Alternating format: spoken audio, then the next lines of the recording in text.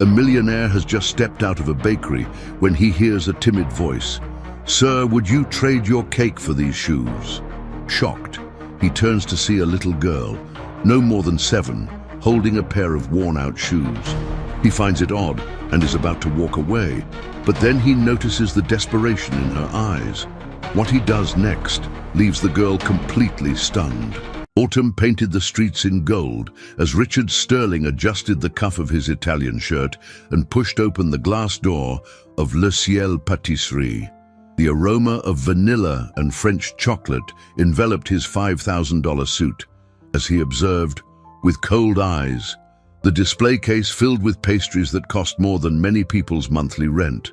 At 42, the real estate magnate had built an empire on foundations of determination and calculated indifference. "Aid the red velvet cake to go, Mr. Sterling," the attendant announced with excessive reverence, holding out a gold leaf box adorned with satin ribbons. Richard gave a curt nod, leaving a $100 bill on the marble countertop without waiting for the change. Every one of his movements exuded haste and importance, as if the entire world should adjust to the rhythm of his multi-million-dollar deals.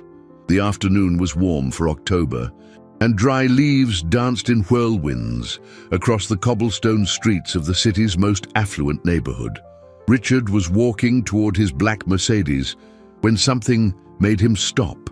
A small voice, almost a whisper, reached his ears, which were accustomed only to the praise of subordinates and negotiations in climate-controlled boardrooms. "Sir, would you be willing to trade?" He turned slowly, his brow furrowed. There, near an ornate lamppost, stood a girl of no more than 8. Her brown hair was unkempt, her clothes were too big for her fragile frame, and her bare feet stood in brutal contrast to the sophisticated surroundings. In her small, dirty hands, she held a pair of men's brown dress shoes, clearly used and salvaged from the trash. "Trade what for?" Richard asked impatiently, glancing around to see if anyone was watching the embarrassing situation. The girl swallowed hard, her dark eyes shining with a mixture of hope and fear. "Your cake for the shoes, sir. They're good shoes, just a little worn. My little brother is really hungry, and I thought maybe—" Her voice trailed off, becoming almost inaudible. Richard felt something strange stir in his chest, a sensation he hadn't experienced in years. It was as if a dormant part of his soul had been prodded by those innocent eyes, which stared at him with a disarming vulnerability. "Don't be ridiculous," he muttered, taking a step back. "These shoes aren't even worth $10. The girl lowered her head, and Richard saw a single tear trace a path down her grimy cheek. "I know, sir, but it's all I have to offer." For a moment, the tycoon was frozen. His rational mind screamed at him to move on, to ignore this child as he always did with the panhandlers he encountered on the streets. But something in the girl's desperate sincerity completely disarmed him. She wasn't just begging, she was offering everything she owned in exchange for food for someone she loved. "Wait here," he said abruptly, spinning on his heel and marching back into the patisserie. The attendant greeted him with surprise. "Forget something, Mr. Sterling. I want 6 cupcakes, the best you have," he said, pulling out his wallet again, and put them in a sturdy bag. 5 minutes later, Richard emerged from the shop carrying a bag with Belgian chocolate, strawberry and vanilla cupcakes. The girl was still in the same spot, now sitting on the curb, hugging the old shoes as if they were a treasure. "Here," he said, holding out the bag. "These are for you and your brother." The girl's eyes widened so much Richard thought she might faint. "But what about the shoes?" "Keep them." She jumped up from the curb so quickly she nearly tripped, and before Richard could react, her thin little arms wrapped around him in a tight hug. "Thank you, thank you, thank you," she repeated, her voice choked with emotion. When she pulled away, there were tears of joy on her face. "My name is Luna, sir, Luna Smith, and my brother's name is David. He's going to be so happy." Before Richard could answer, Luna was already running down the sidewalk, clutching the bag to her chest. He watched her stop across the street, where an even smaller boy was sitting on a wooden crate. The joy in her voice echoed through the afternoon. "David, look what I got." Richard Sterling stood there for a long time, watching the two siblings share the cupcakes with a pure happiness he had never experienced. Something had changed irreversibly inside him, and for the first time in decades, he had no idea what to do next.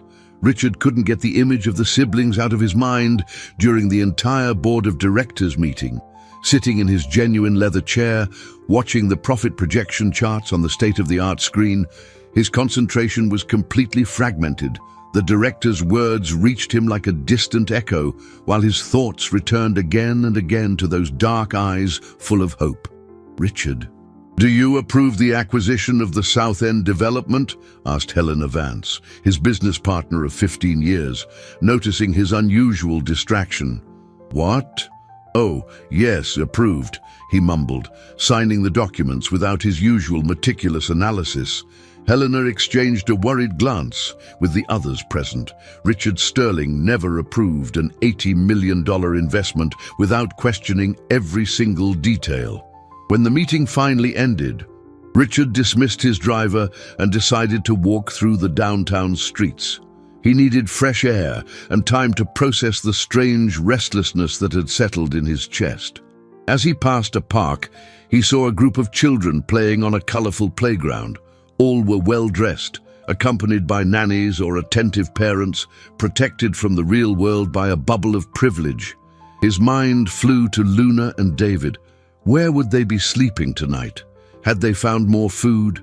The image of the girls' bare feet haunted him like a painful memory he couldn't file away with his other business concerns. The next morning, against all his rational instincts, Richard found himself driving toward the neighborhood where he had met the children. He had no specific plan, only an inexplicable need to know if they were okay. He parked his Mercedes 2 blocks from the patisserie and walked through the bustling streets. And feeling ridiculously out of place in his Hugo Boss suit, that's when he saw them. Luna was kneeling in front of a pharmacy window, whispering something to David, who was coughing incessantly. The boy, who couldn't have been more than 5, was visibly feverish, his cheeks flushed and his eyes glazed over. Luna held one of his hands while the other pressed a crumpled piece of paper against the glass. Richard approached discreetly and managed to read the paper. It was a prescription for children's cough syrup. Luna was showing her brother the medicine through the glass as if it were a distant fairy tale. "The pharmacist said it costs $50. He heard Luna whisper to David. "But I'll get it, little brother. You're going to get better, I promise." Richard's heart tightened in a way he had thought impossible. He watched Luna stand up with determination and walk to the nearest trash can, where she began to rummage through the debris for something she could sell or trade. Her movements were methodical, practiced, as if it were a familiar routine. "Excuse me, kids, but you can't loiter in front of the store," said a man in a white coat, likely the pharmacist. "You're bothering the customers." "We're not doing anything wrong," Luna replied, lifting her chin with a dignity that was staggering for her age. "We're just resting." "Well, rest somewhere else. This is a place of business." Richard felt a dull anger rise in his throat. How could an adult be so callous in the face of 2 children in clear need? He took a step forward, but stopped when he saw Luna pick David up with difficulty and walk away without protest. The girl's silent dignity was more powerful than any argument. They settled on a nearby corner, where Luna took 2 pieces of stale bread from a torn plastic bag and shared them with her brother. David could barely chew between coughing fits, but Luna encouraged him with infinite patience, telling him silly stories to make him smile.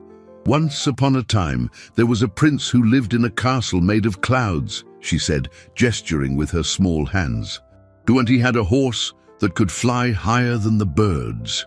Richard watched the scene for nearly an hour, hidden behind a pillar.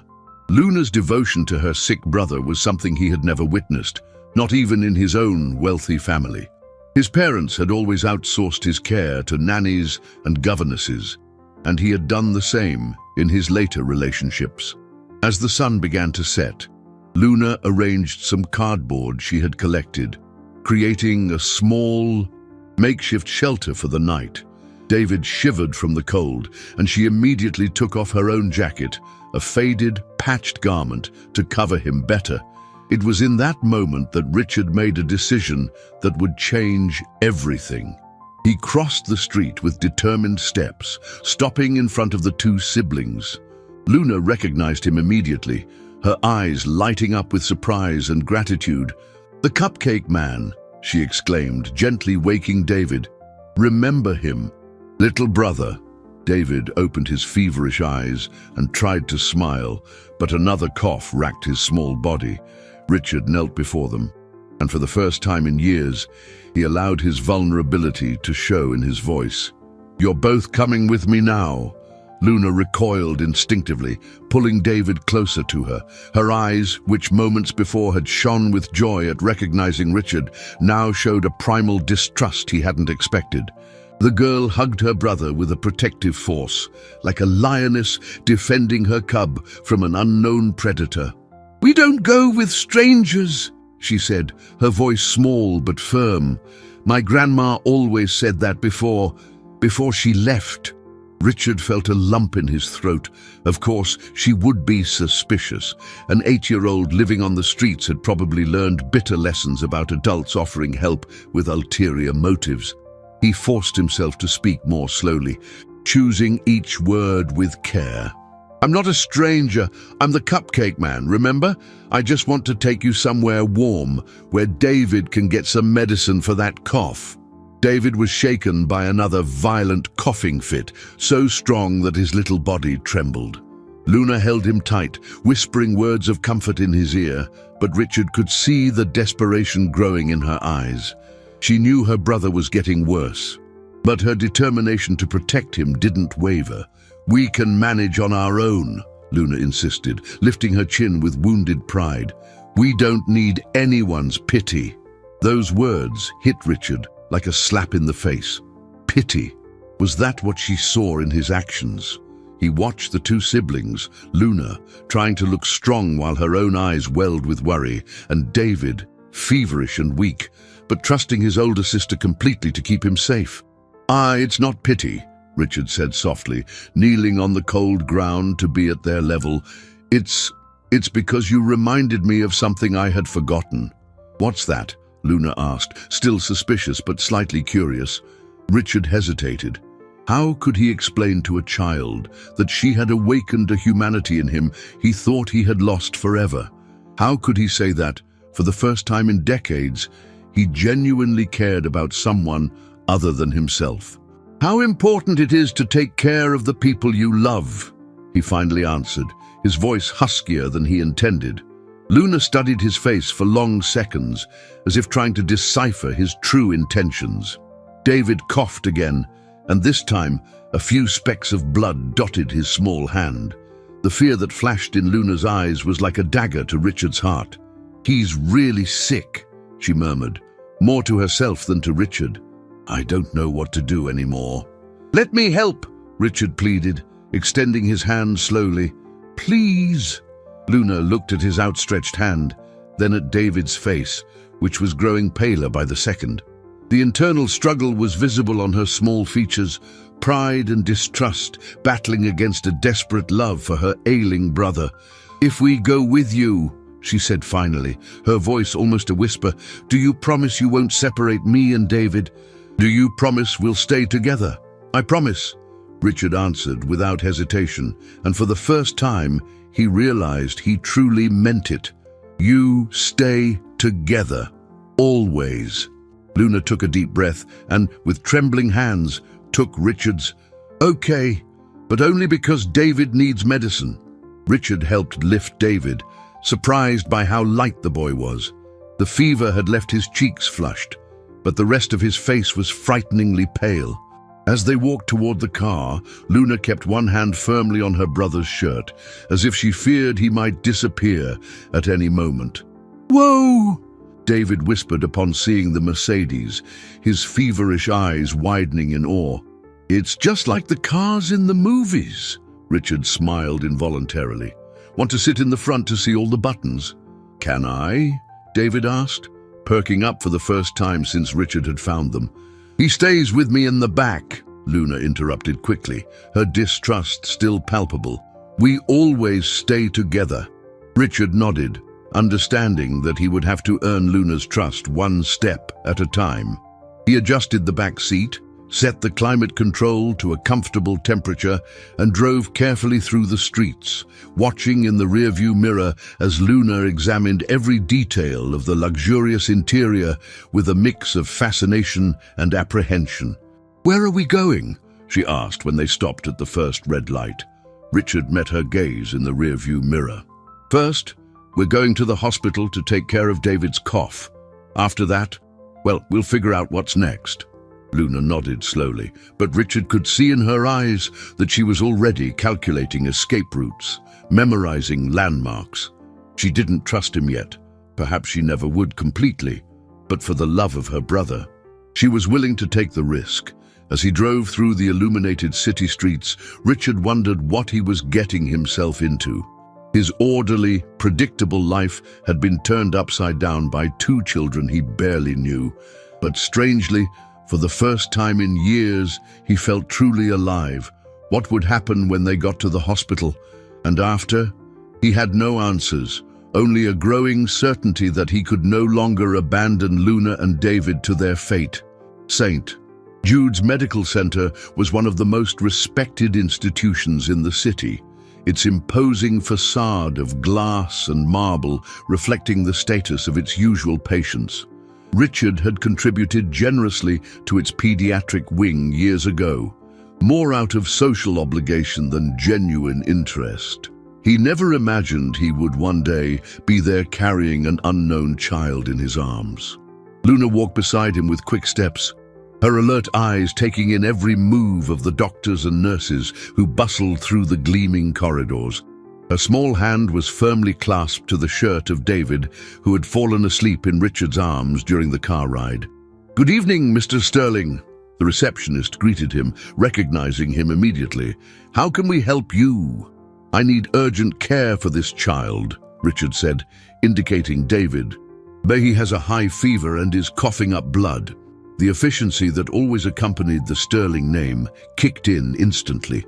Within minutes, they were led to an emergency room where Dr. Henry Campos, a renowned pediatrician, began examining David with professional care. "How long has he had these symptoms?" the doctor asked, using his stethoscope to listen to the boy's lungs. Luna looked at Richard uncertainly before answering. "A few days, but it got a lot worse today. And you are?" Dr. Campos raised an eyebrow, noticing for the first time the obvious disparity between the well-dressed businessman and the two clearly destitute children. "I'm a friend of the family," Richard replied, feeling ridiculous for the first time in years. "I found the children and brought them in." The doctor exchanged a meaningful glance with a nurse, who immediately left the room. Richard felt a chill in his stomach, realizing his good intentions were being interpreted with suspicion. "Doctor, is David going to be okay?" Luna asked in a trembling voice, climbing onto a chair to get closer to the gurney where her brother was being examined. "He has early-stage pneumonia," Dr. Campos explained gently. "Nothing that can't be treated with antibiotics and proper care, but I'll need to admit him for a few days for observation." "Admit him?" Luna jumped off the chair, her eyes widening in terror. "No! He can't be alone. I'll stay with him." "Honey, this is a hospital," said the nurse who had returned, accompanied by a middle-aged woman Richard didn't know. "Children can't sleep here unless they're patients." "But I'm responsible for him," Luna protested, her voice rising an octave. "I've always taken care of him." The woman who had entered approached with a professional smile that didn't reach her eyes. "Hello, sweetie. My name is Carla Mendez. I'm a social worker with the hospital. I need to ask you a few questions." Richard saw Luna pale instantly. "What kind of questions? Where are your parents? Who are your legal guardians? Do you have any identification?" Each question was like a direct hit to Luna's defenses. She began to back away toward the gurney where David lay, her eyes desperately searching for an exit. "Our parents died," she said, her voice choked. Udum and our grandma, too. It's just me and David now. I see, Carla said, making notes on a clipboard. And how long have you been living on the street? We don't live on the street, Luna exploded, her cheeks flushing with indignation. We're just looking for a better place. Richard watched the scene unfold with growing despair. He had brought the children here to help, but he was beginning to realize he had opened a bureaucratic Pandora's box that could have terrible consequences. Mr. Sterling, Dr. Campos addressed him discreetly. Could I have a word with you in the hall? In the hallway, out of Luna's earshot, the doctor was direct. Look, Richard, I've known you for years. I know your intentions are good, but these children are clearly wards of the state. We have protocols to follow. What kind of protocols? They'll have to be referred to Child Protective Services. They'll likely be separated. David will go to a foster family that accepts medically fragile children, and Luna to another. It's rare to find homes that will take two siblings together. Separated? Richard felt as if he'd been punched in the gut. But I promised her they would stay together. Richard, you can't make promises you can't keep. These children need specialized care, legal documentation, a formal education. What if I take responsibility for them? Dr. Campos stared at him in surprise. You? Richard, you're not even married. You have no experience with children. And frankly, your history doesn't suggest you're the right kind of person to raise two traumatized children. The doctor's words were like daggers. Richard knew he was right. His life had been built around business, profits, and superficial relationships, but something had changed in him since meeting Luna and David, something fundamental and irreversible. When they returned to the room, they found Luna hugging David, who had woken up and was crying softly. Luna, the boy whispered, I want to go home. We don't have a home anymore, little brother, she answered, her own tears streaming silently. But I'll take care of you, always. Carla Mendez approached Richard. Mr. Sterling, I need you to come with me to answer some questions about how you found these children. Richard looked at Luna, who was staring at him with a mixture of fear and accusation. She had trusted him, and now she felt betrayed. You lied, she murmured.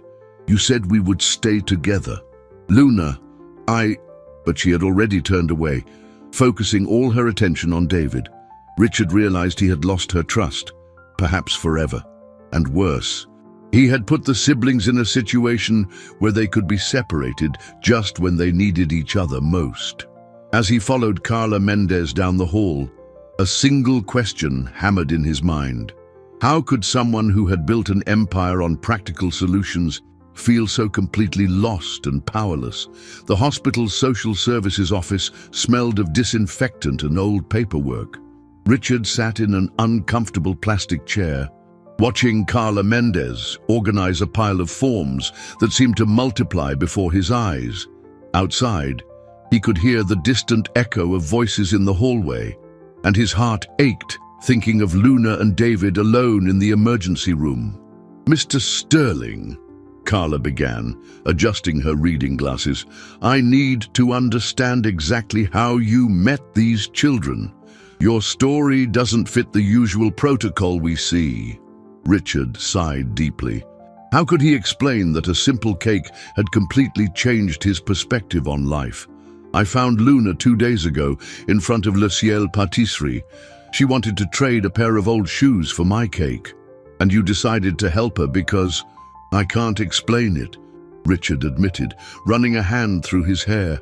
There was something in her eyes, a determination, a strength I've never seen in anyone. She wasn't begging. She was offering everything she had. Carla made careful notes. Do you have children, Mr. Sterling? No. Are you married? No. Do you have any prior experience with childcare, volunteer work, any qualifications? Each no, Richard uttered, sounded like a hammer striking the coffin of his chances to help the children. He realized how narrow his life had been, focused exclusively on financial goals and social status. Mr. Sterling, Carla leaned forward. "You need to understand our concern. A single man, with no experience with children, suddenly appears wanting to take responsibility for 2 abandoned kids. That raises a lot of red flags." "Red flags!" Richard felt anger rising in his throat. "I brought these children here to get medical treatment, and that was very noble of you. But now we have to think about what's best for them in the long run." Just then, a soft knock on the door interrupted them. Dr. Campos entered with a grim expression. "Carla, I need to speak with you both. It's about the children's history." Richard felt his stomach drop. "What did you find?" "We were able to access some records through the names Luna provided," the doctor explained, consulting a file.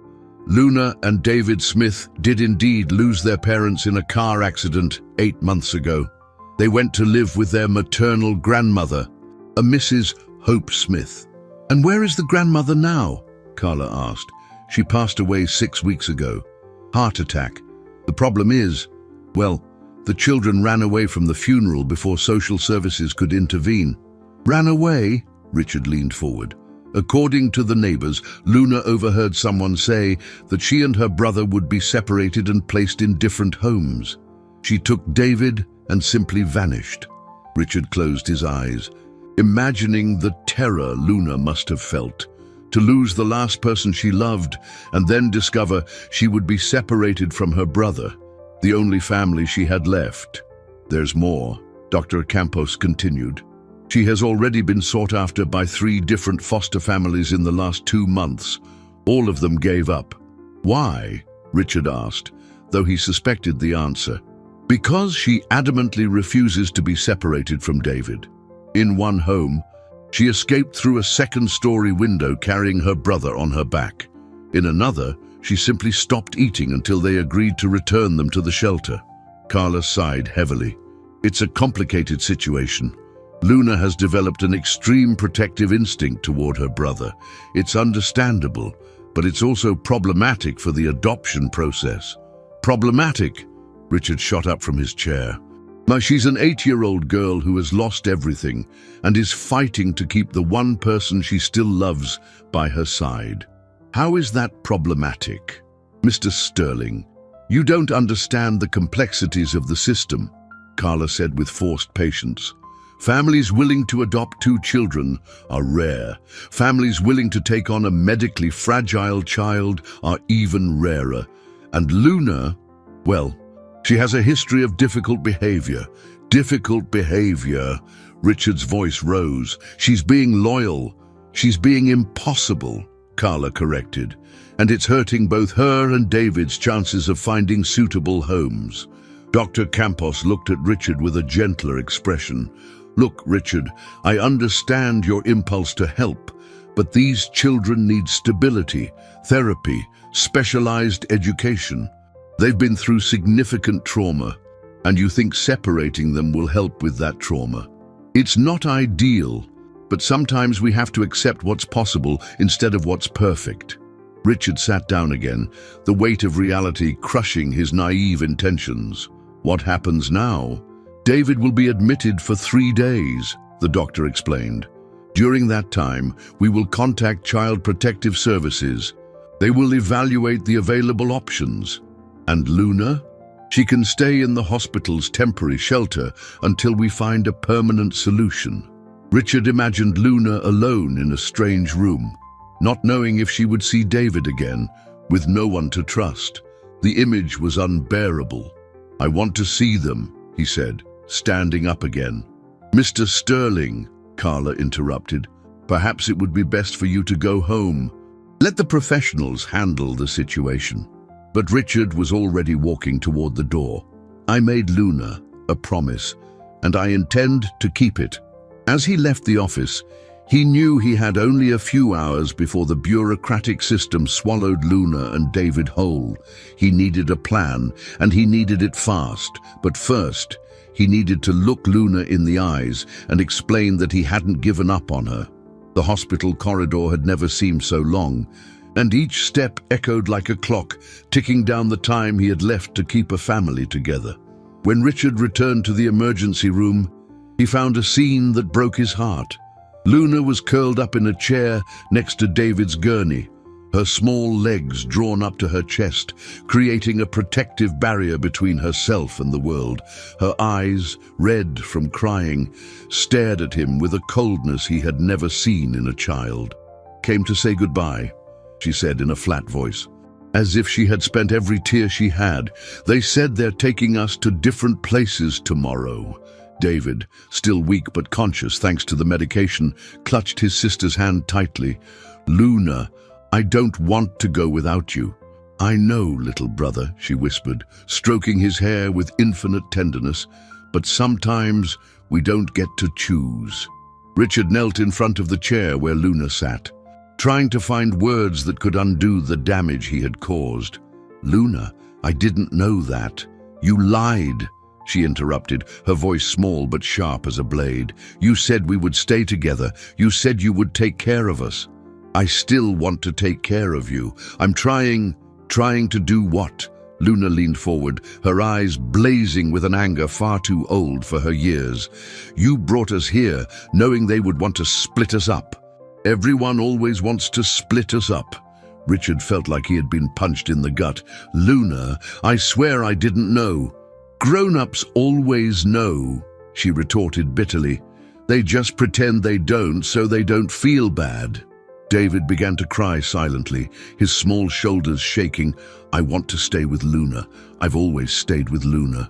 "And you will," Richard said with a sudden determination that surprised even himself. "I won't let them separate you." Luna stared at him skeptically. "How? You don't even have kids. The lady said you don't know how to take care of children." "Then you can teach me," Richard replied, his voice growing firmer with each word. "You've taken care of each other all this time. You know things I've never learned." "That's a lie," Luna said, but Richard saw a small crack in her armor of distrust. "It's not a lie. You've taken care of David better than any adult I know. You shared your food with him even when you were hungry. You protected him, comforted him, made up stories so he wouldn't be afraid." Luna blinked rapidly, fighting back fresh tears. "Anyone would do that?" "No," Richard said softly. "Not anyone. Most adults I know only think about themselves. You're 8 years old, and you're already more generous than I've been in 42 years. A tense silence filled the room. David had stopped crying and was watching the conversation intently, as if he were watching a game where he didn't fully understand the rules, but knew the outcome would determine his fate. "If you really want to help," Luna said finally, "why can't you just make them let us stay together?" Richard sighed deeply. "Because the adult world has a lot of complicated rules, but I will find a way." "How?" "I don't know yet, but I will." Luna studied his face for a long moment. "Do you have a family?" The question caught Richard off guard. "No, not in the way you mean." "Why not?" "Because I never thought I needed one. I always thought I was stronger on my own." "And now?" Richard looked at the two siblings, saw how David clung to Luna as if she were his anchor in the world, saw how Luna protected him, even knowing it hurt her own chances of being adopted. "Now I know I was wrong." Just then, a nurse entered the room. "I'm sorry, but we need to transfer David to his inpatient room, and the girl needs to go to the social services wing." "No!" Luna shouted, jumping from her chair and clinging to David's gurney. "I'm not leaving him alone." "Luna, please," the nurse said with professional patience. "It's just for tonight. You'll see each other tomorrow." "I don't believe you!" Luna screamed, her last defenses crumbling. "No one ever keeps their promises." David started crying again, reaching his arms out for his sister. "Luna, don't go." "I don't want to, little brother," she sobbed, trying to climb onto the gurney to hug him. "They're making me." Richard couldn't stand it anymore. He stood up abruptly and addressed the nurse. "Let her stay with her brother tonight." "Sir, that's not possible. We have rules." "I'll take full responsibility," Richard said with an authority that made the nurse back down. "She stays. Mr. Sterling, I'll have to call security if you interfere with hospital protocol." Richard glanced at Luna, who was watching him with a mixed expression of hope and desperation. He knew he was about to do something that could complicate the situation even more, but he couldn't just stand by and watch these two siblings be torn apart. "Then call them," he said, crossing his arms. "But Luna stays with David tonight." As the nurse left the room, muttering about irregularities and supervisors, Luna looked at Richard with something akin to gratitude. "You're going to get in trouble because of us," she said quietly. "Probably," Richard admitted, "but some things are worth getting into trouble for." "Like what?" Richard smiled for the first time in hours. "Like keeping a promise." Outside the room, he could hear hurried footsteps approaching. Trouble was coming, and he had no idea how he was going to solve everything. But for now, Luna and David were together, and that was all that mattered. At 5 in the morning, Richard was woken by the insistent vibration of his cell phone. He had spent the night in an uncomfortable chair in the hospital room, watching Luna sleep curled up on David's bed, her small hands still clutching her brother's shirt, even in her sleep. The voice on the other end of the line was familiar and annoyed. "Richard, what the hell is going on?" Helena Vance, his business partner, didn't bother with a greeting. "I just got a call from a Carla Mendez at St. Jude's. She said you're causing trouble over 2 abandoned children." Richard rubbed his eyes, trying to wake up completely. "Helena, I can explain." "I hope you can. Because apparently you spent the night at the hospital refusing to let social workers do their job. It's being interpreted as suspicious and obsessive behavior. They're just kids, Helena. 2 kids who have lost everything. And what does that have to do with you?" Her voice softened, but was still laced with concern. "Richard, I've known you for 15 years. You've never shown an interest in social issues or children. Why now?" That was the question he had been avoiding asking himself. Why now? Why had Luna and David managed to break down walls he had carefully built over decades? "I can't explain it," he admitted, watching Luna stir restlessly in her sleep. "But I can't just walk away and pretend I never met them." "Richard, you need to think rationally.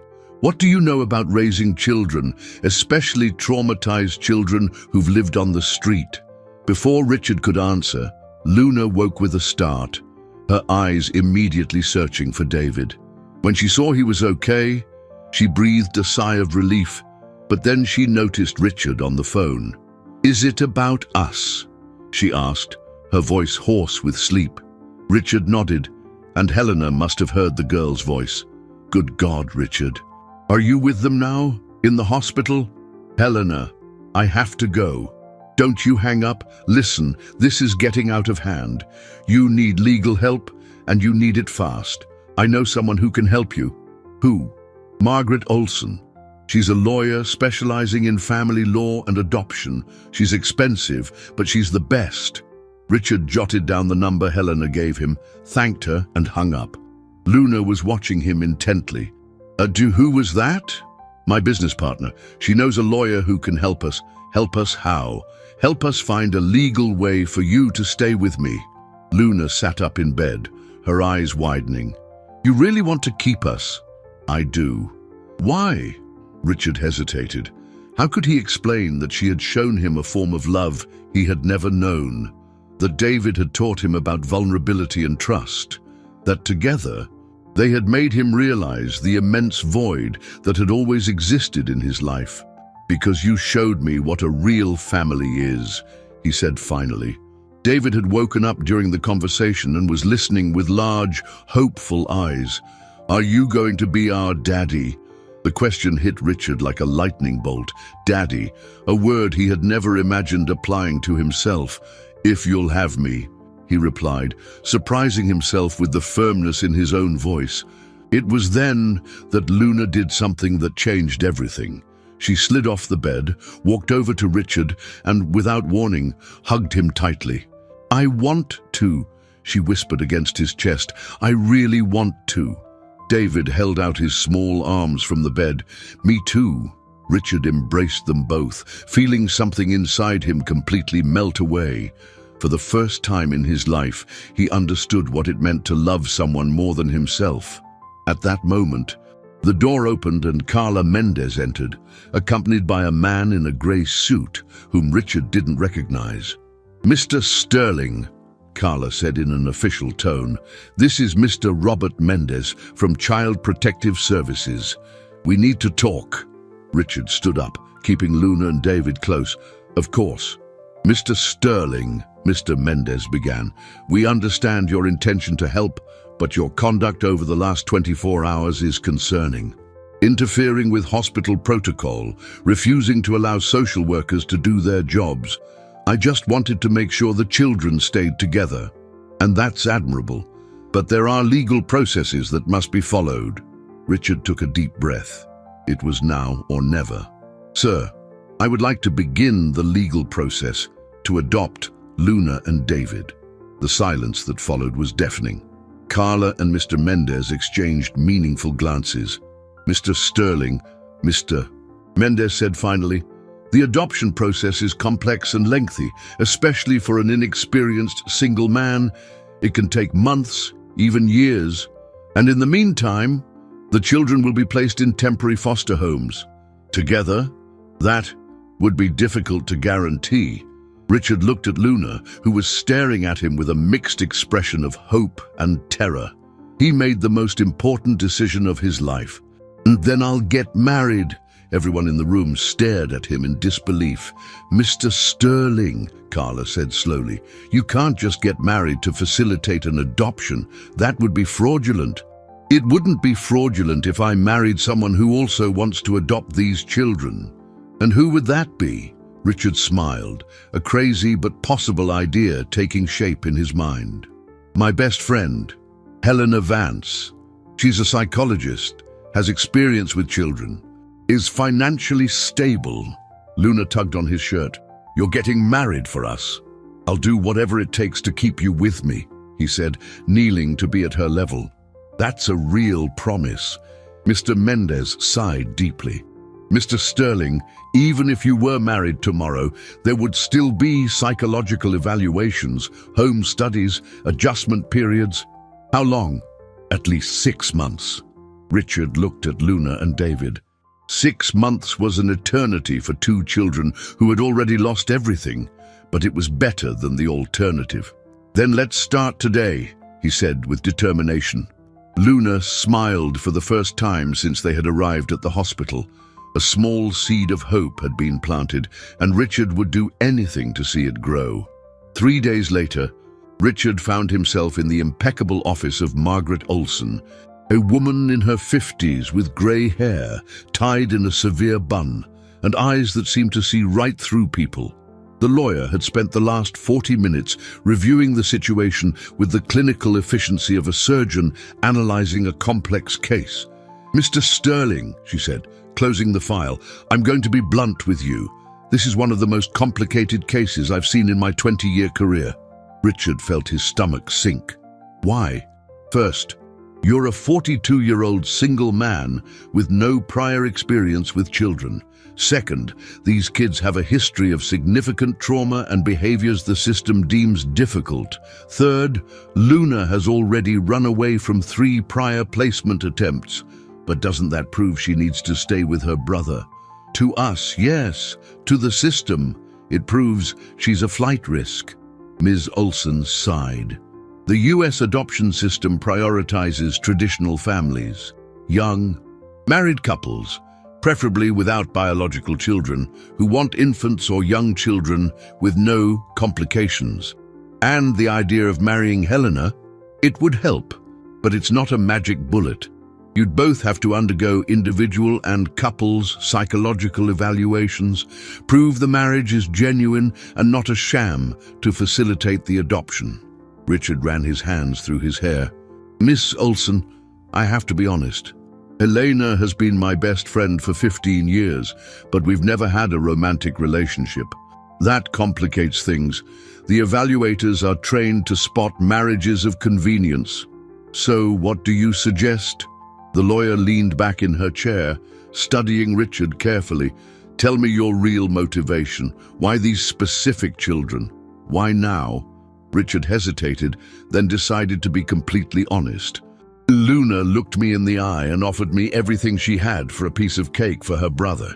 In 42 years, I have never seen such genuine selflessness.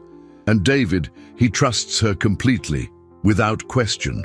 They showed me what unconditional love is. And what can you offer them that other families can't? Financial resources, stability, a quality education? Richard paused, realizing how cold his answer sounded. No, that's not all. I can offer understanding. I also grew up feeling alone, even with my parents around. I know what it's like to feel like you have to make it on your own in the world. Miss Olson made careful notes. That's a better answer. Now, onto the practical matter. Where will the children stay during this process? Can they stay with me? Not officially, but we can try to get temporary custody with supervised visits. It would be a first step. Supervised visits. A social worker would come to your home regularly to assess how you're all adjusting. It's invasive, but necessary. Just then, Richard's cell phone rang. It was Helena. "Excuse me?" he said to the lawyer before answering. "Helena? Richard, where are you? Luna and David have been asking for you for hours. They think you've given up on them." Richard's heart sank. "I'm at the lawyer's office. I'll be back in an hour." Lawyer: "Helena, I need to talk to you about something important, something that could change your life." There was a long pause. "Does this have to do with the kids?" "It has everything to do with the kids." "All right. But hurry up. Luna hasn't eaten anything today, and David keeps asking if you're coming back for them." Richard hung up and looked at Ms. Olson. "I need to get back to the hospital. The kids are worried." "Mr. Sterling, before you go, I need you to understand something. This process will be long, expensive, and emotionally devastating. There will be moments when you'll question if it's worth it. The evaluators will dig into every aspect of your life. They will question your motives, your ability, your sanity, and in the end, even if you do everything right, there's still a chance we won't succeed. The system may decide it's better for the children to be in separate homes." Richard stood up, adjusting his suit. "Ms. Olson, 3 days ago, I was a man who only cared about profits and investments. Today, I'm willing to completely change my life for 2 children I barely know. If that doesn't prove it's worth trying, I don't know what would." The lawyer smiled for the first time since he'd arrived. "That's the attitude we need to maintain. We'll start with the petition for temporary custody. I need you to prepare your home, to receive the children, and for the social workers, visits." "What does that mean?" "Separate bedrooms for each child, appropriate furniture, toys, books, clothes, and most importantly, proof that you can provide a safe and loving environment." When Richard left the lawyer's office, his head was spinning with the complexity of everything he needed to do. But one thing was clear. Luna and David were waiting for him, and he couldn't let them down again. On his way to the hospital, he stopped at a toy store and bought a teddy bear for David and a puzzle for Luna. It wasn't much, but it was a start.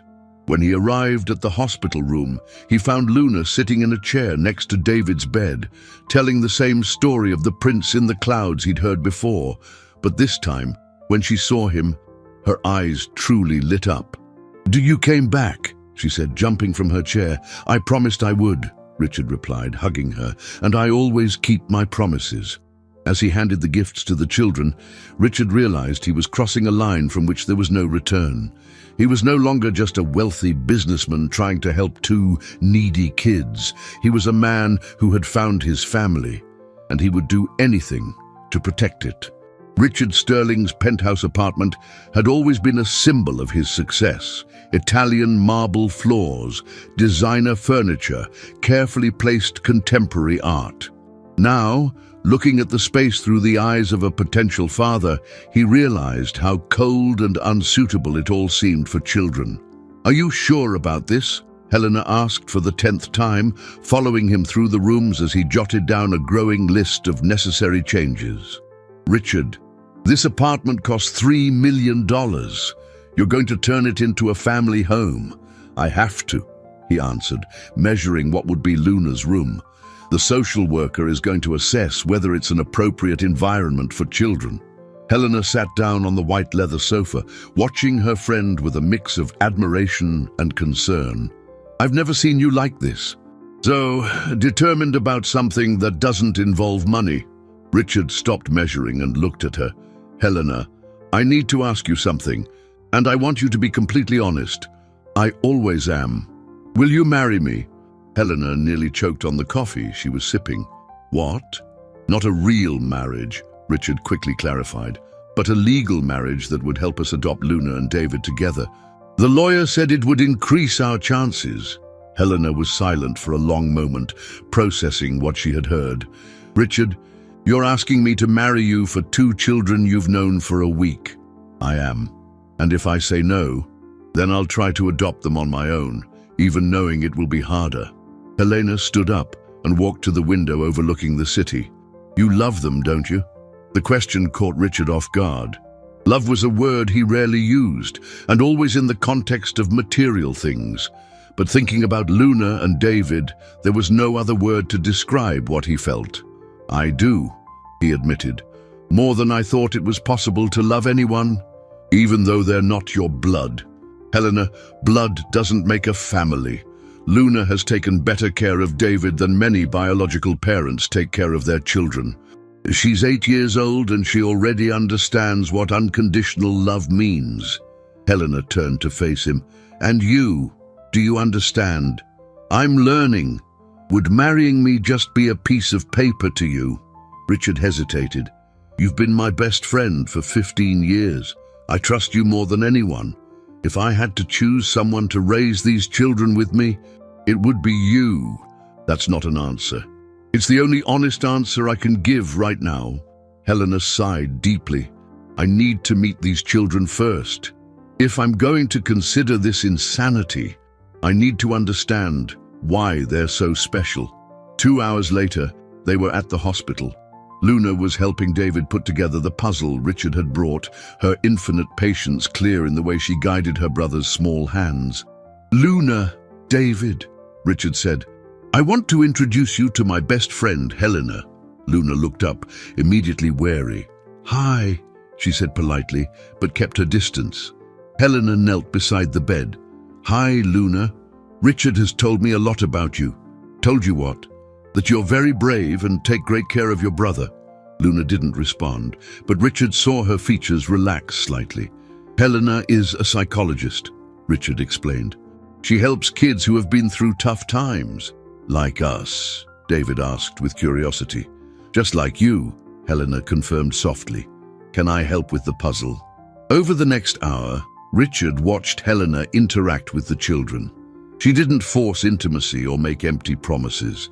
She was simply present, listening to their stories, laughing at their childish jokes, offering help when needed. She's nice, Luna whispered to Richard when Helena went to get some water. You like her. She don't talk to me like I'm too little to understand things. When Helena returned, David was dozing and Luna had moved closer to Richard, resting her head on his shoulder. Luna, Helena said softly, can I ask you something? Okay. What do you want more than anything in the world? Luna didn't hesitate. For me and David to stay together forever.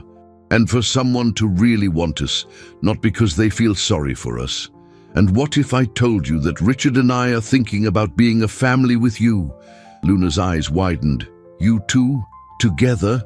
Maybe. If that's what you both want.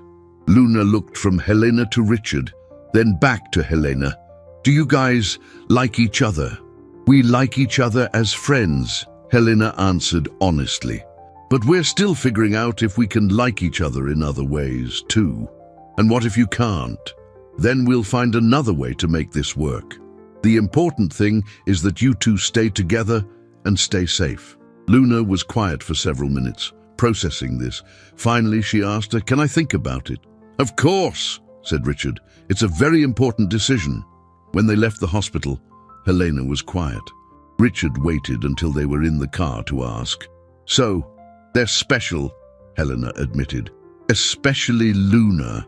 There's a strength in her that's astonishing for a child who's been through what she has. And I understand why you love them. Helena looked at him. Richard, if we do this, it can't just be a convenient arrangement. Those children have already lost so much. They deserve parents who are completely committed. Are you saying yes? I'm saying I'll try. Let's see if we can make this work. All of us together. Richard felt a wave of relief mixed with anxiety.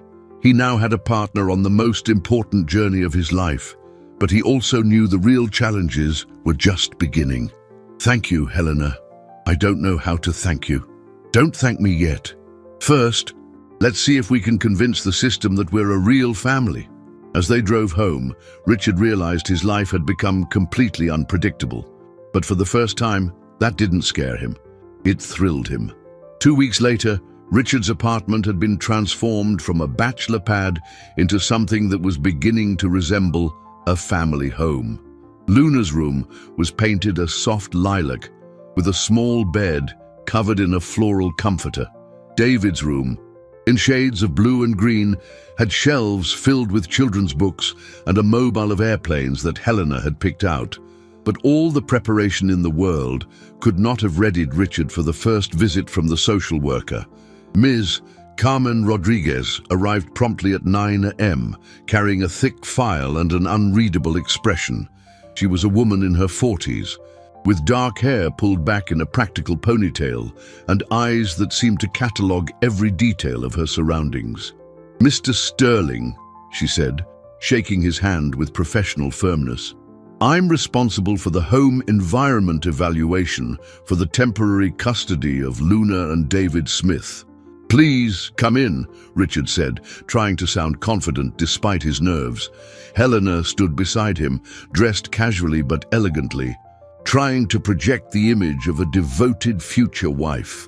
Ms. Rodriguez started with the basics: safety measures, cleaning supplies locked up, medications out of reach, proper window locks. Richard had prepared everything meticulously, but she found questions he hadn't considered. "Do the outlets have covers?" she asked, kneeling to check. "Yes, all of them. And the knives in the kitchen, locked in this cabinet." She made careful notes. "But tell me about your daily routine, Mr. Sterling. How do you plan to balance your work with the children's care?" I plan to adjust my hours, work from home more. And Ms. Vance," she turned to Helena, "what will your role be?" Helena took a breath. "I'm a child psychologist, so I can offer specialized emotional support for Luna and David.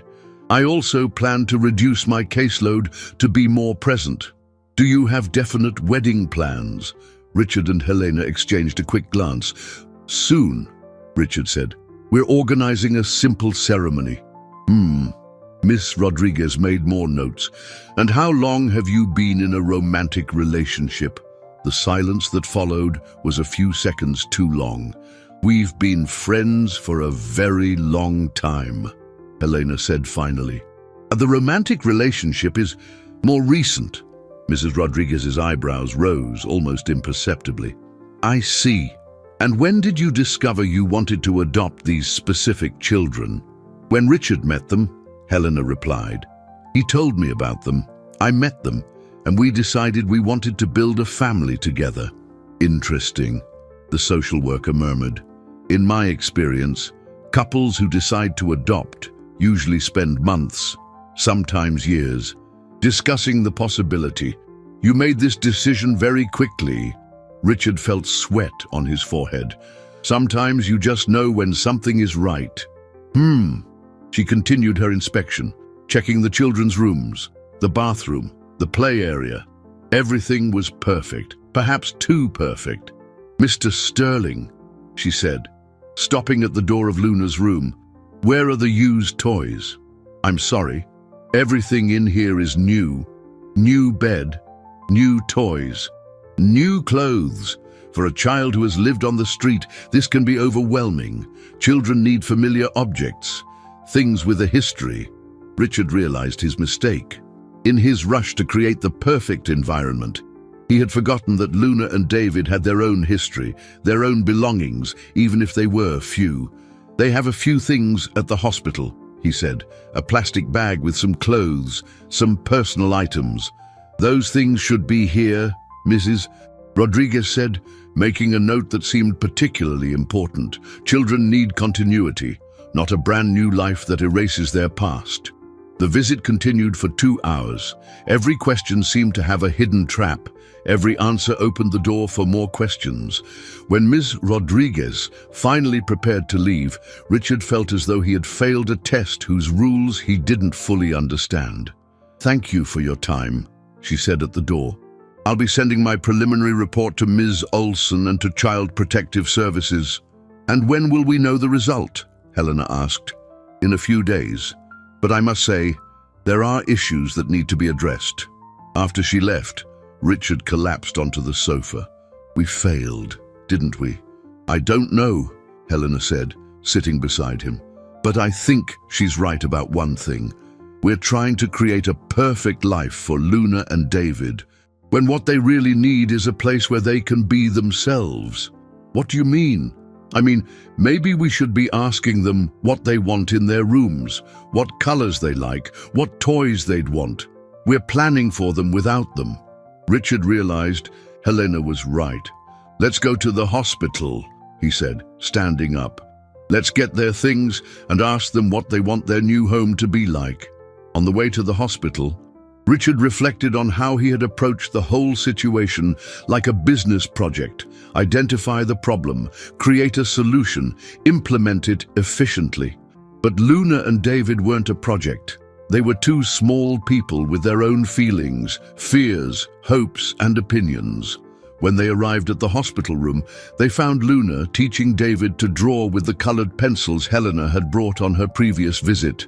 "Hi," Luna said, smiling when she saw them. "Did you come to get us?" "Not yet," Richard said, sitting on the bed. "But we came to get your opinions on something very important." "What? What you want your rooms to look like in our house?" Luna stared at him in surprise. "We get to choose." "Of course you do. It's your house, too." For the first time, Luna smiled with a genuine, uncomplicated joy. "Really? Can I have my things from Grandma in my room?" "What things from your grandma?" "There's a doll she made for me, and a notebook where she wrote down recipes. They're in the bag." Richard looked at the torn plastic bag in the corner of the room. The children's only connection to their past life, which he had planned to replace with better things. "Of course you can," he said, finally understanding. "Then we'll make sure they have a special place." When they left the hospital that night, carrying Luna and David's small bag of belongings, Richard knew they had learned a valuable lesson. Building a family wasn't about having the right things or the perfect environment. It was about making children feel like they belonged, history and all. The phone call came on a rainy Monday, 3 weeks after the social worker's visit. Richard was reviewing contracts when Margaret Olson called, her voice carrying a gravity that made his stomach drop immediately. "I need to see you in my office today, Richard, and bring Helena." "Is this about the social worker's report?" "Among other things." 3 o'clock. The lawyer's tone left no room for questions. Richard cancelled his meetings and called Helena, who immediately sensed the urgency in his voice. In the office, Ms. Olson wasted no time on pleasantries. Ms. Rodriguez's report was problematic. Richard felt as if he'd been punched. "In what way?" "She questions the authenticity of your relationship, the speed with which you decided to adopt, and most of all, your true motivation, Richard." "My motivation?" "She suggests it could be an issue of ego, of wanting to save children to feel good about yourself, that you may not fully comprehend the challenges of raising traumatized children." Helena leaned forward. "And there's more, isn't there?" "Unfortunately, yes. Someone has filed an anonymous complaint suggesting that Richard has inappropriate intentions toward the children." The silence that followed was deafening. Richard felt the world spin. "What?" His voice came out as a hoarse whisper. "It's a serious accusation, Richard." Child Protective Services is obligated to investigate, but that's absurd. Helena exploded. Who would do such a thing? Anonymous tips are more common than you'd like to think. Sometimes it's genuine concern, sometimes it's sabotage. Richard tried to process the information. Sabotage? Who would want to sabotage me? People who think needy children shouldn't go to wealthy families. People who disapprove of single men adopting. Sometimes even employees within the system who think they're protecting the children. And what does this mean for Luna and David? Miss Yolson's expression grew even darker. It means they will be immediately transferred to a shelter until the investigation is complete. No contact will be permitted during that period. For how long? It could be weeks. It could be months. Richard stood abruptly, walking to the window. Outside, the rain was falling heavily, as if the sky itself were weeping. They're going to think I abandoned them. Again. Richard, Helena touched his shoulder gently. We're going to fight this. With what? They've already decided I'm guilty before even giving me a chance to defend myself. Ms. Olson consulted her papers. There's a hearing scheduled for Friday. Until then, the children will be at the St. Clair's shelter. Can I at least explain to them what's happening? No, any contact could be interpreted as an attempt to influence a witness. Richard spun around. Witnesses, they're 8 and 5 years old. In the legal system, they are the primary witnesses regarding your conduct. My conduct has been impeccable. I have never, ever, I know, the lawyer said softly, but now we have to prove it. Helena took Richard's hand. Well, what do we need to do?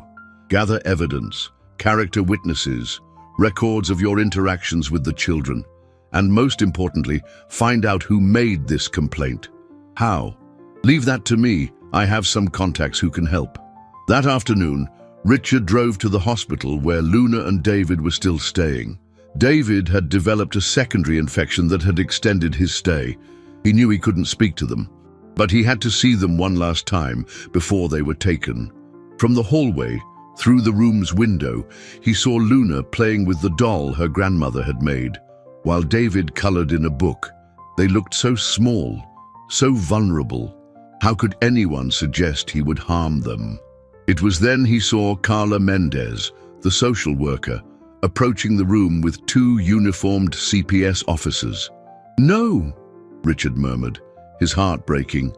He watched Luna look up as the adults entered the room. He saw her expression change from curiosity to confusion, then to panic. She immediately threw herself over David, as she always did when she sensed danger. Richard couldn't hear what was being said, but he could see Luna shaking her head vigorously, clinging to her brother. David started to cry, and Luna yelled something that made the adults step back. That's when she looked through the window and saw him in the hall. For a moment, their eyes met. Luna screamed, "Richard!" and ran to the window, banging on the glass with her small hands. David followed, both of them crying out for him. Richard moved to the window, placing his palm against the glass where Luna was desperately hitting it. Tears streamed down her face, and for the first time since he'd met her, she looked utterly defeated. "Don't leave," she cried, her voice muffled by the glass. "Please, don't leave me." One of the officers approached the window and pulled the blinds shut, cutting off their connection. Richard stood there, listening to the desperate cries of the children from the other side of the wall, completely powerless. Carla Mendez came out of the room a few minutes later and found him still there, tears streaming silently down his face. "Mr. Sterling, you shouldn't be here." "They think I've abandoned them," he said, his voice choked. "Mr. Sterling, they already lost everything once. Now they're losing it all over again, and this time it's my fault. The system is just doing its job." Richard stared at her with a bitterness she had never seen before. The system is destroying 2 children who've already been destroyed enough. He turned away from the window, knowing that every second he stood there only made it worse. But as he walked down the hall, he could hear Luna screaming his name, her voice growing more distant but no less desperate. When he reached his car, Richard completely broke down. For the first time in decades, he wept like a child, his grief echoing through the empty hospital parking garage. He had promised to protect Luna and David. Instead, he had put them in a situation even worse than life on the streets. And now, he didn't know if he would ever get the chance to fix it. The hearing was set for 9 a.m. on a sunny Friday, a cruel contrast to the grim weight on Richard's heart. He had spent the last 4 nights sleepless, replaying every interaction he'd had with Luna and David, trying to understand how his pure intentions could have been so twisted. Margaret Olson met him on the courthouse steps, carrying 2 thick binders and a determined expression he hadn't seen before. "We found out who made the complaint," she said without preamble. Richard's heart hammered in his chest. "Who?" "Sonia Fisher, a retired CPS employee. She has a history of filing complaints against single men trying to adopt. Apparently, she's on a personal crusade based on a traumatic experience from decades ago." "And how does that help us?" "Because we've documented a pattern of obsessive behavior. 6 men in the last 5 years, all cleared after lengthy investigations. All of the children were harmed by the process."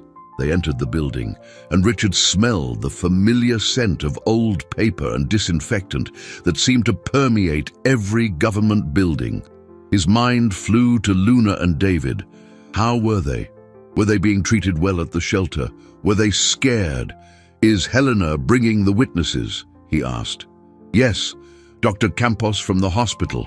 3 staff members who witnessed your interactions with the children. And she smiled for the first time in days. A surprise." Before Richard could ask about the surprise, Helena appeared down the hall with a small group of people. Richard recognized the doctor and a few nurses, but there was an elderly woman he had never seen before.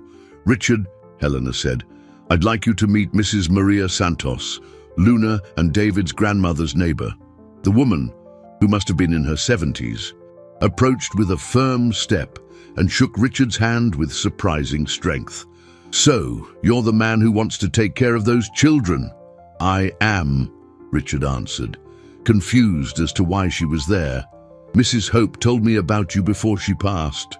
Richard stared at her in disbelief. "What do you mean?" "She always had a way of seeing things, you know. Said a man with a wounded heart would find the children, and that he would need to learn how to truly love to save them all. Mrs. Hope couldn't have known me. She died before I met Luna and David." Mrs. Santos smiled with the wisdom of a long life. "She didn't need to know you were coming. She said Luna would teach this man what a real family was, and that he would give the children what they needed most. And what is it they need most? Someone who will never give up on them." Just then, a bailiff called them for the hearing. The room was smaller than Richard expected, with a long table where a single judge sat. On the other side, Carla Mendez and an attorney for CPS arranged their documents.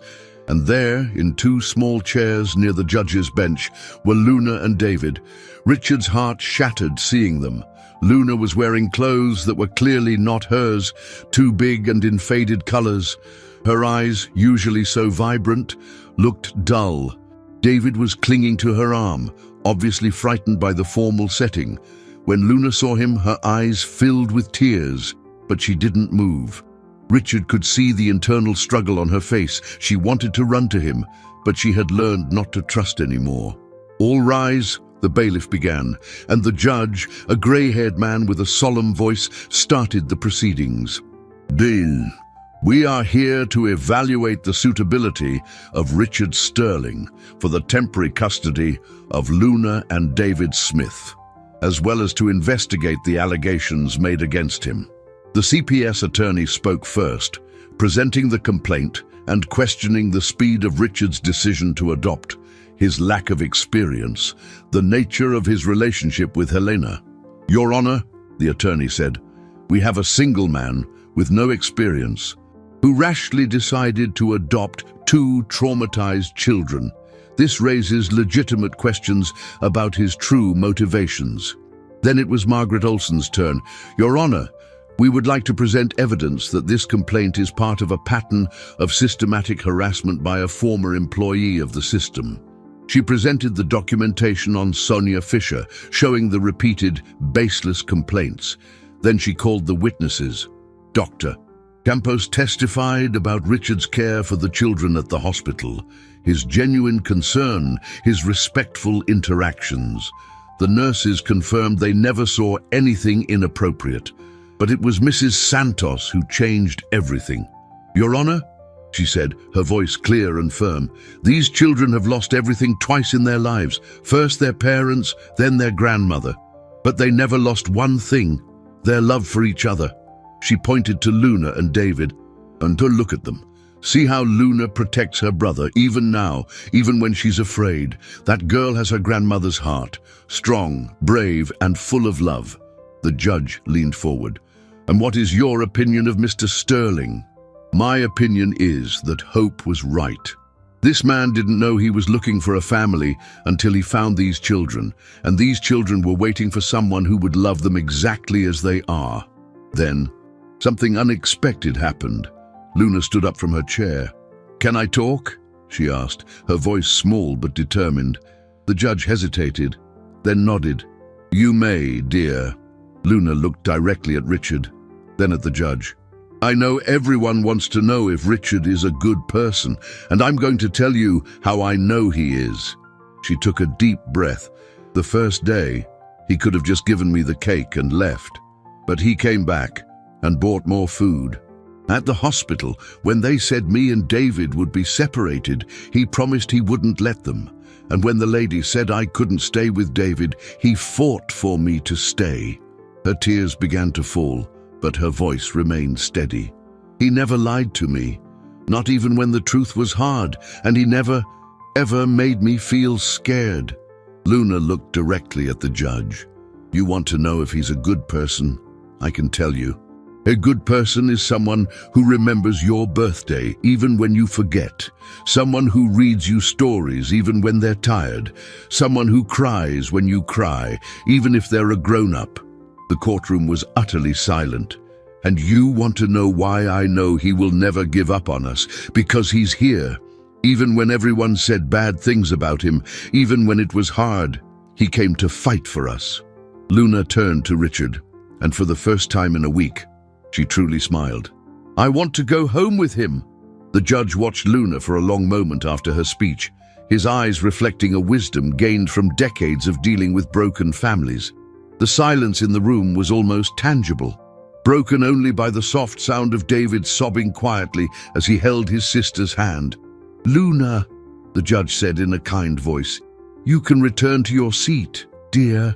But before she moved, David stood up too, his small legs barely holding him steady. I want to talk too, he said, his voice choked with emotion. The judge smiled gently. Of course, David. What would you like to tell us? Richard made my sister smile again, David said, his words catching between tears. After Grandma left, Luna only cried at night. She thought I didn't know, but I knew. Richard's heart broke imagining Luna, just a child herself, trying to be strong by day and falling apart alone in the dark. But after he came, David continued, she started telling happy stories again. Stories about our new house, about how we'd have our own rooms, but could visit each other whenever we wanted. The boy looked directly at Richard, and he never yelled at me, not even when I spilled juice on his clothes. Real daddies don't yell when you have an accident. The judge leaned forward. And you would like Richard to be your daddy? I would like him and Aunt Helena to be our family, David replied, with a certainty that was surprising for his age.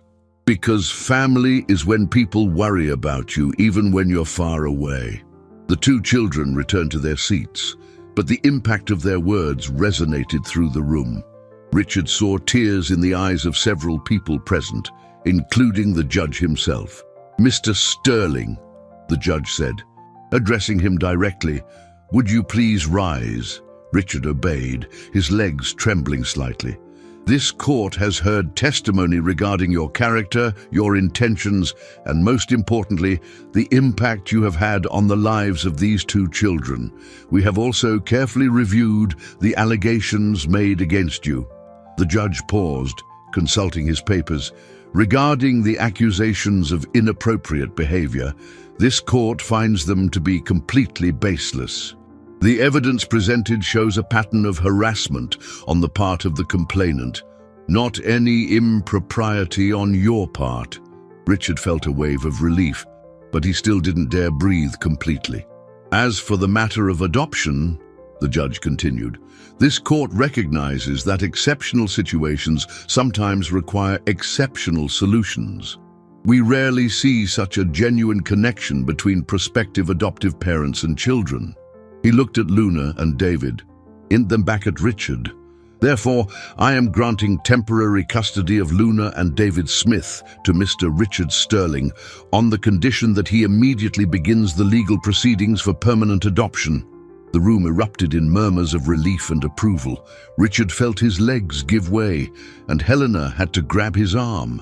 "Furthermore," the judge said, raising his voice over the murmurs, "I am recommending that disciplinary action be taken against Ms. Sonia Fisher for abuse of the system and causing unnecessary trauma to minors." Luna leapt from her chair and ran toward Richard, who knelt to receive her in his arms. David soon joined them, and the three of them clung to each other in the middle of the courtroom, tears of relief and joy mingling between them. "You're coming home with me," Richard whispered, his voice thick with emotion. "Forever?" Luna asked. "Forever." Helena joined the hug, wrapping her arms around the newly formed family. "We're all going home together." Margaret Olson approached with a radiant smile. "Congratulations, Richard, but we still have paperwork to sign." Over the next 2 hours, Richard signed more documents than he had for any business deal, but each signature brought him closer to making official what he already knew in his heart. Luna and David were his children, and he was their father. Carla Mendez approached as they were preparing to leave. "Mr. Sterling, I owe you an apology. Allowing this situation to escalate as it did was an error in my judgment." Richard looked at her for a moment, then extended his hand. "You were trying to protect the children. I can't fault you for that." When they finally left the courthouse, the afternoon sun bathed the city in a golden light. Luna held one of Richard's hands, David the other, while Helena walked beside them. "Daddy Richard?" David said, trying out the words. "Can I call Helena Mommy Helena?" Helena knelt beside the boy. "Only if you want to, sweetheart. But know that no matter what you call me, I will love you as if you were born from my own heart." "And me?" Luna asked. "Can I call you Mum too?" "I would be honored," Helena replied, hugging both children. When they arrived at the apartment, which Richard now thought of as home, Luna ran to the room they had decorated together. The grandmother's doll was in its place of honor on the shelf, next to the new books and toys she had chosen herself. "It's just like I dreamed," she said, spinning in the middle of the room. David tested his new bed, bouncing on it with the carefree joy only children possess. "It's as soft as a cloud." That night, after a simple dinner where they laughed more than they had in weeks, Richard was tucking the children in when Luna held his hand. "Daddy, Richard." "Yes, my love. Thank you for not giving up on us." Richard kissed her forehead gently. "Thank you for teaching me what it means to truly love." "Grandma was right," Luna murmured, already sleepy. "She said an angel would look after us. She just didn't know the angel would be you." As he watched Luna and David fall asleep in their own rooms, in their own home, Richard reflected on how completely his life had changed. 6 weeks ago, he was a wealthy but empty man, focused only on accumulating more wealth. Today, he was the father of 2 extraordinary children who had taught him that true success isn't measured in dollars, but in smiles, hugs, and the certainty of being loved unconditionally. The journey had been difficult, painful at times, but every obstacle had been worth it to arrive at this moment. A family, united, whole, and finally home. 6 months later, on a golden spring afternoon, Richard Sterling pushed open the glass door of Le Ciel Pâtisserie, accompanied by 2 beaming children. Luna wore a flowery blue dress she had picked out herself, her hair shining in the sun and held back with a small floral headband. David, dapper in his miniature suit, held a bouquet of daisies with the seriousness of someone on an important mission. "Daddy," Luna whispered, tugging on his suit jacket, "are you sure Mommy Helena is going to like the surprise?" Richard smiled, kneeling to be at her level.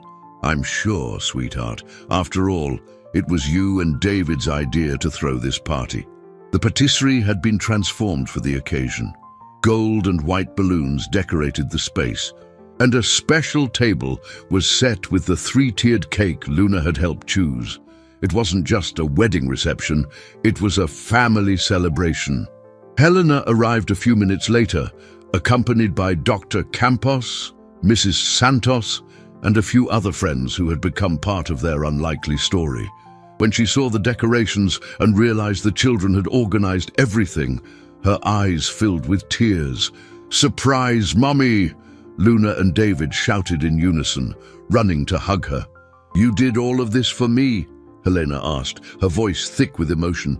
"For us," Luna corrected wisely, "for our whole family." The ceremony was simple and perfect. Richard and Helena exchanged vows they had written together, promises that included not only their commitment to each other, but to the 2 children who had brought their destinies together. Luna and David were the ring-bearers, their smiles lighting up the entire patisserie. "I, Helena," she said, looking into Richard's eyes, "promise to be your partner on this journey of building a family based on love, patience, and understanding. I promise to love Luna and David as if they were born from my own heart, because in so many ways they were." Richard took her hands, feeling the sweet weight of responsibility and love. "I, Richard, promise to be the man the 3 of you deserve. I promise that our family will always be a safe place, where love comes before pride, where problems are solved together, and where every day is a new chance to show how much we love each other." When they kissed, sealing not just their union but the official birth of a family, Luna and David cheered and began tossing rose petals they had secretly stored in their pockets. The party that followed was unlike any social event Richard had ever hosted. There were no pompous speeches or business networking. Instead, there was genuine laughter, shared stories, and the soft music of a family celebrating its own existence. Mrs. Santos approached Richard during the party, her eyes shining with deep satisfaction. "Mrs. Hope would be proud," she said. "The children found exactly what they needed. And I found what I didn't even know I was looking for," Richard replied, watching Luna teach David how to dance in the small, clear space in the shop. "You know," Mrs. Santos said, "there's something Hope used to say about family." "What was that?" "That family isn't about having the same blood, it's about having the same heart." Later, as they were cutting the cake, the same red velvet flavor that had started this entire journey, Luna made a toast with her small glass of grape juice. "I want to thank everyone who is here," she said, with the gravity of an adult but the sweetness of a child. "Especially Daddy Richard, who taught me that truly good people exist, and Mommy Helena, who taught me that moms don't have to give birth to love their children from the bottom of their hearts."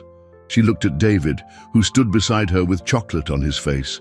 "And to my brother David, who taught me that no matter what happens, we always have each other." "And what else, Luna?" Helena asked softly.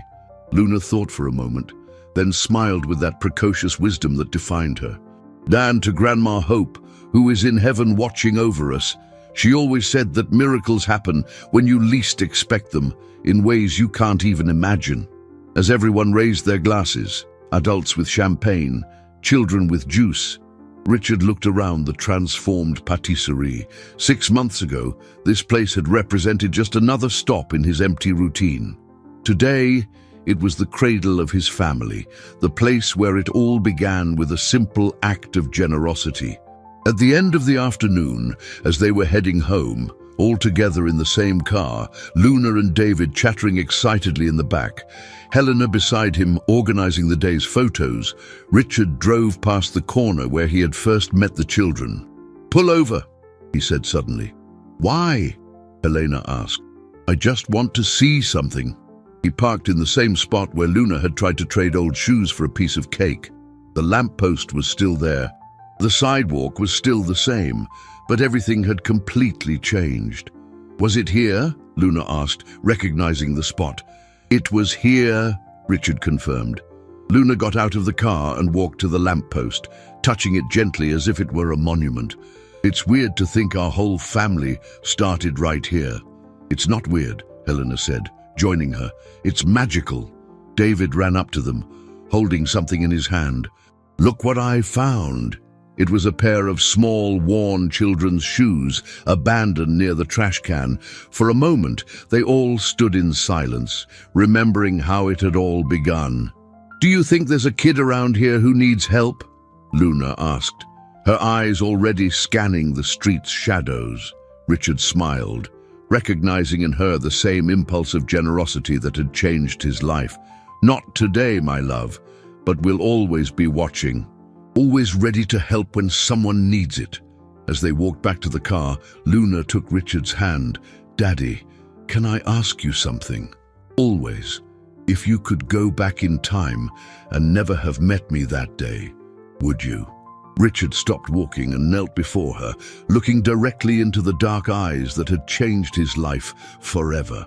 "Luna Montenegro Sterling," he said, using the full name she had officially adopted the week before. If I had to choose between all the wealth in the world and you and David, I would choose you 1,000,000 times over. You didn't just change my life, you gave me a life worth living." As they drove home in the soft evening light, Richard reflected on the extraordinary journey that had brought them here. It had started with a piece of cake and a pair of old shoes, and it had turned into the greatest treasure a man could ever possess, a family bound together by true love. Le Ciel Patisserie faded behind them, but the sweetness born there remained, growing each day in shared smiles, spontaneous hugs, and the certainty that they had found each other exactly when they needed to most. And so, on a golden afternoon, an extraordinary family headed home, knowing that the best chapters of their lives were still to be written.